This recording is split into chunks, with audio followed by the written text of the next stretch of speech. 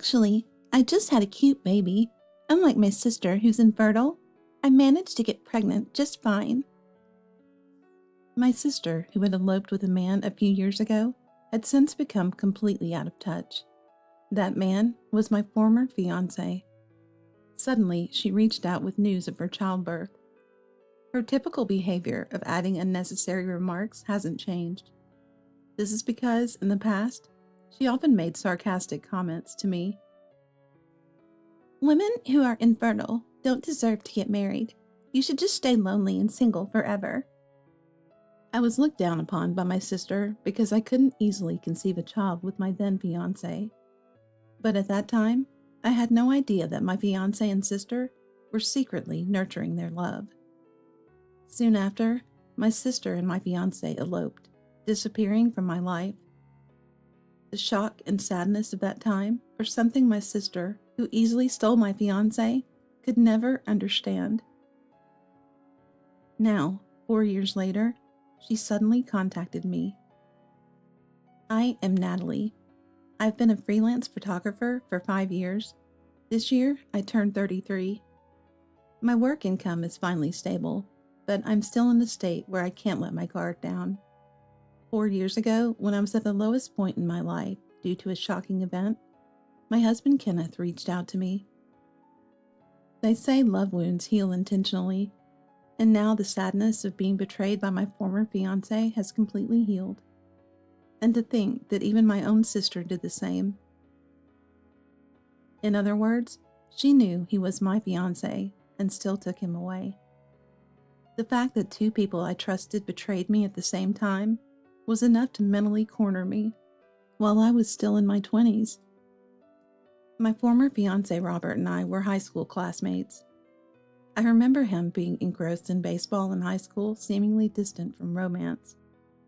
At our coming-of-age ceremony, he confessed that he had liked me since high school and asked me out on our way home from the reunion. I was surprised, but accepted, and we had a smooth relationship for nearly 10 years. However, just before our wedding, Robert and my sister Victoria's affair came to light. It started when I found her lipstick in the passenger seat of Robert's car. The day before, my sister had bragged to me about buying a new lipstick, probably leaving it intentionally for me to find. Before that, there were many suspicious things, like her joining our dates coincidentally, and Robert and Victoria's replies to my messages coming simultaneously. Thinking they were mocking me behind my back, I couldn't stop crying in frustration, far from apologizing. You couldn't have kids with Robert, right? It's sad that you wasted his time. An infertile woman doesn't deserve to marry. You should stay lonely and single forever. My sister taunted. Indeed, Robert and I struggled to conceive. Though we were still engaged, we both wanted children soon, and tried multiple times unsuccessfully. I continued to visit the hospital, but Robert grew tired of it and stopped going. During that time, he developed a relationship with my sister. Robert assumed the infertility issue was mine and discussed it with my sister. He often praised her as cute, perhaps targeting her from the beginning. Realizing his feelings, my sister met him several times secretly. Robert said he would have chosen me over you if he met me first. I'm younger and cuter, not infertile, and have a better personality. Are you okay with that? Maybe you should break up soon. My sister, insensitive and cruel, tortured me with her words. She couldn't stand being inferior to me in academics or sports, so she'd been like a devil to me since childhood. The fact that my beloved was secretly seeing my sister, touched me with the same hands, and wasn't serious about our future along with many other things, overwhelmed me to the point of being unable to do anything. As for our parents, they always favored Victoria, who was blessed with good looks. Mom, a former reader model in her 20s with great beauty and style, was adored by Dad, who did whatever Mom wanted and treated me coldly, just like her. Though there was no physical abuse, the blatant difference in their attitudes towards us was heart-wrenching. So when I complained about my sister stealing my fiancé, I knew our parents wouldn't scold Victoria. Now we hardly communicate, and I don't plan to involve them in my life anymore. While I was down, it seems my sister and her partner proceeded with their wedding preparations and disappeared. Since then, their contact information has changed, and they became unreachable. Meanwhile, I worked hard as a photographer. I met my husband, Kenneth, who married me a year ago, financially and emotionally rescued me when I was still freelancing. Natalie, I love your photos the most. He said the words I needed to hear, helping me recover from despair. He supported me through the toughest time of my life, so even though we were newlyweds, I trust him wholeheartedly. We clash in work, but I love how he keeps it separate from our private life. While enjoying a smooth marriage and nearly forgetting the past, one day an unknown number called my phone. "Hello, it's Victoria. Surprised your number hasn't changed, big sis." It was my sister. It had been years, and her voice seemed calmer than before, which was somewhat reassuring. But her character remained unchanged, dodging all my questions. I asked repeatedly where she had been and what she'd been doing, but Victoria only talked about what she wanted to say, ending with, "I had a baby. Unlike you, I got pregnant easily. I thought I'd let you know since we're family. Come visit with a gift. I want to meet." She unilaterally gave me her address and date. Though I decided not to get involved, I reflexively took notes. I felt pathetic but wondered if I should show up for my pregnant sister. After the call, I contemplated and decided to discuss it with Kenneth, who knew the situation. After hearing everything, he pondered and then surprised me with his words. "I'll come too. It's a chance to meet your sister, and I'd like to greet her. Actually, there's something I want to check." I was astonished at what he wanted to verify. Though it wasn't confirmed, the possibility made me agree to his coming along. The address was about an hour's drive from our place. On the day, Kenneth had something to attend to, so I went ahead planning to meet her. Driving there, I resolved not to get upset by whatever my sister said. She's been a queen bee since childhood due to our parents' upbringing. Such people don't change overnight, so I've learned to deal with her. As I've grown older, I've found the strength to not let every little thing affect me. You can't sustain yourself if you get emotional about every single thing. Her place was a fancy high-rise apartment. I took the elevator to the given floor and rang the doorbell. Ding dong! Victoria, holding a baby and in high spirits, answered immediately. At first glance, I knew the baby wasn't my ex-fiance's child. The baby had blue eyes and light yellow hair. "Welcome, come on in. This is my husband, Robert. Oh, I guess I didn't need to introduce him, huh? Sorry about that time." "It's in the past. It doesn't matter." I calmly replied, not to be swept up by her carefree demeanor. Robert, slightly awkward, pacified my sister while inviting me in. In the living room, "Here, this." I handed her a gift bag, and her face changed. "This is what I wanted. You're surprisingly thoughtful." She tore open the wrapping on the spot, then, seeing the content, grimaced. "What's this color? It's ugly. You have bad taste." She twisted her mouth and carelessly dropped the box on the floor. Robert hurried to pick it up, but I wasn't bothered. "Seems you came alone. Are you still single, sis?" "What?" "I didn't say you had to come alone. You could have brought your husband. You seem still single." "No, I got married a year ago." There was a brief pause, then she taunted further. "Really? Congratulations. But I bet he's unattractive, right? Not earning enough to live in a big high-rise like this. You're over 30 without money, and having kids must be tough.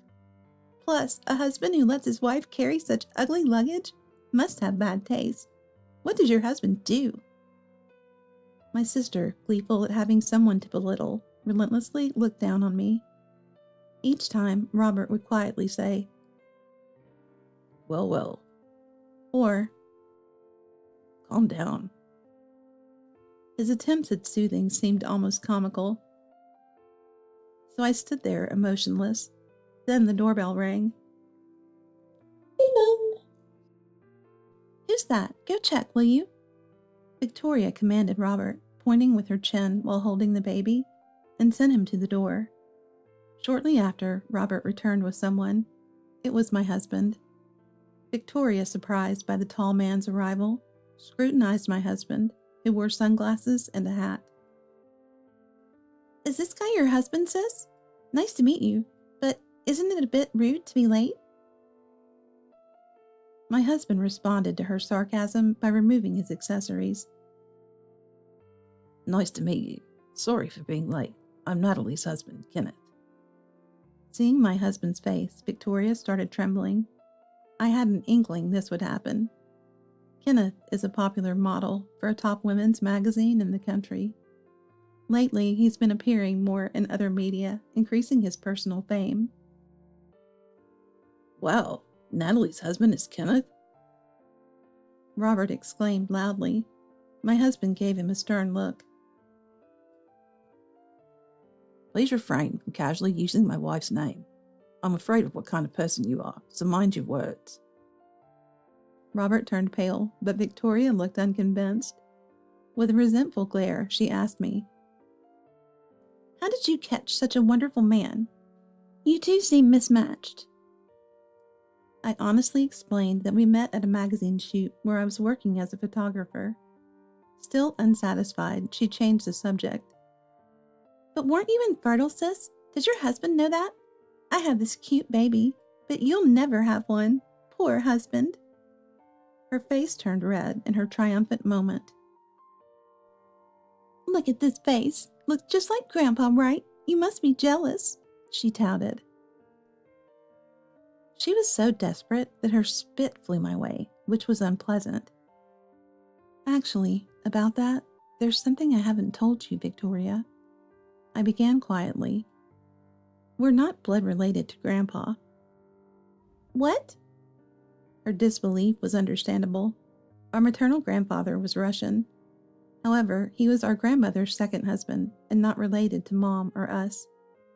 Our real grandfather had died of illness when Mom was young, but this fact was kept from Victoria, who was close to our step-grandfather and had a volatile temperament. So both Victoria and I are pure Americans. It's strange for a child with Russian features to be born to us. Pointing this out, Victoria's face turned blue. At the same time, Robert's face reddened. What do you mean? So this isn't my child? Explain. That's ridiculous. My sister is just making things up. Call Mom, she'll tell you. Victoria protested desperately. Then my husband took out his phone and started dialing. Victoria regained her smug look as if saying, See? Suddenly, there was a noise from the entrance, drawing everyone's attention. Before anyone could check, a young man with Russian features burst in. Alexander! Victoria shouted, then quickly covered her mouth. But it was too late. Who are you? Don't tell me you're... Robert raised his arm at Victoria. My husband quickly intervened. I understand how you feel, but the baby is frightened. Let's calm down and talk. Robert lowered his arm and sat on the sofa, looking defeated. We all sat nearby, beginning our discussion. Kenneth had been close friends with the model Alexander for about 10 years. About 6 months ago, Alexander confided in Kenneth that he might have been a victim of marriage fraud. Kenneth had a hunch he'd seen the woman in a photo Alexander showed him before. Remembering her from a family photo I had shown him when we started dating, Kenneth, reluctant to accept it, decided to verify the truth for his friend's sake. Caught off guard by her earlier slip, Victoria had no good excuse and looked down for a while, eventually as if giving up. Yes, the baby isn't Robert's, she murmured. Why did you betray me? Cheating is the worst thing you could do, Robert shouted. I thought it was ironic he could be so angry after doing the same to me, but at that moment, it didn't matter. My strong-willed sister retorted to his yelling. It's your fault we couldn't have kids. I kept quiet about it, but what's with that attitude? Indeed, neither my sister nor I could have children with Robert because the issue was with him. However, my sister had mocked me relentlessly as an infertile woman, so I guess she couldn't admit it. Desperate for a child, my sister used a matching site to meet Alexander, hoping for a cute, half-faced baby. She convinced Robert that the baby had inherited our grandfather's traits. Logically, it's a stretch to think a baby with Russian features would suddenly be born to an American-faced sister and her American mother. Moreover, it seems she made marriage-like statements to Alexander when they met. Alexander, believing they were dating with marriage in mind, cooperated with her desire for a child. At that time, Alexander was also suspicious because his sister had stipulated they only go on dates for a few hours during the day, and that he could not leave the house on weekends due to family commitments. He even lent her money, despite suspecting something off due to her conditions about meeting during the day and never on weekends. Alexander is deeply hurt by this. We're going to see a lawyer about it, my husband said. At that, my sister and her husband stood up. Stop it. I didn't mean to deceive. It's all because of my husband's issues. It's not my fault. Cheating and then saying that? You did this behind my back. It's got nothing to do with me. Cut the crap already. The two started a disgraceful argument, oblivious to their child nearby. Feeling sorry for the baby, I picked him up from the bed and moved to another room. From the next room, I faintly heard my husband's voice. 4 years ago, you ran off with Natalie's sister, and now you say it's none of your business? Face reality. A husband shares responsibility for his foolish wife's actions. Robert seemed cowed by my husband's towering presence and didn't talk back. Also, I turned down a commercial offer from your company recently because of you. I couldn't see him, but I imagined Robert was devastated. He was ambitious, and this would surely affect his career and morale. Leaving the confused and depressed couple, we left the house with Alexander. Worried about the baby, but knowing my sister who loves children would take care of him, my husband went with Alexander to the lawyer's office. The lawyer was sympathetic, and they smoothly proceeded with the procedures. They decided to sue my sister for marriage fraud, asking for a settlement and monthly visitation rights for the child. I have no feelings for Victoria anymore, but I still love the child. Alexander said sadly, a look I still remember. Half a year later, Alexander confirmed he was receiving the settlement on time. My sister was working full-time, having put the child in daycare. She occasionally sent letters with photos of the child who was growing up. Alexander seemed relieved to see him growing bigger day by day. Meanwhile, Robert's career seemed to have taken a hit due to Kenneth's influence. I'm not sure how much my husband shared about my situation, but Robert's messages showed he was struggling. I ignored them, of course. I'm neither his mom nor his fiancé anymore. If he persists, I'll contact his company myself. The couple is apparently in a cold war, but surprisingly, no divorce talks. They probably stay together for their cute child. Like my sister, Robert also loves children. Even if not blood-related, it's hard to let go of such feelings. As for us, a long-awaited baby is on its way. We've always valued our time together, even amidst busy schedules. I plan to continue photography until the birth, but I'll decide with my husband and our baby. As our family grows, I cherish each day with optimism and joy.